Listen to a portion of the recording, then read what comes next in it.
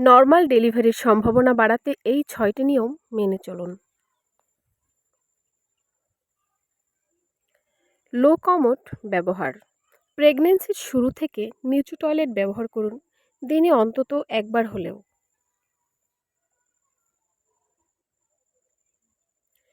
এতে পেলভিসের মেরুদণ্ডের নিচের অংশের ভালো এক্সারসাইজ হয়।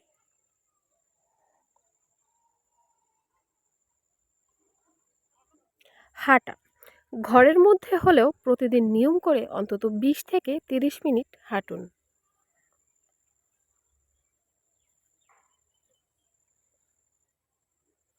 জীবনযাপনে পরিবর্তন।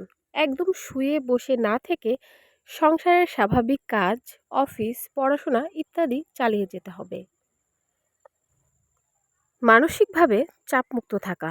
গর্ভাবস্থায় হরমোন পরিবর্তনের কারণে হতাশা দেখা দেয় ও মেজাজ খিটখিটে হয়ে পড়ে।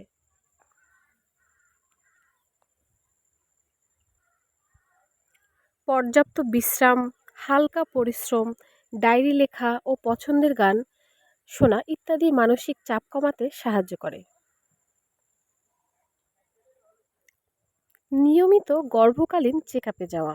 নিয়মিত গর্ভকালীন চেকআপে গেলে মা ও শিশু উভয়ের স্বাস্থ্য সম্পর্কে নানান গুরুত্বপূর্ণ তথ্য উঠে আসে।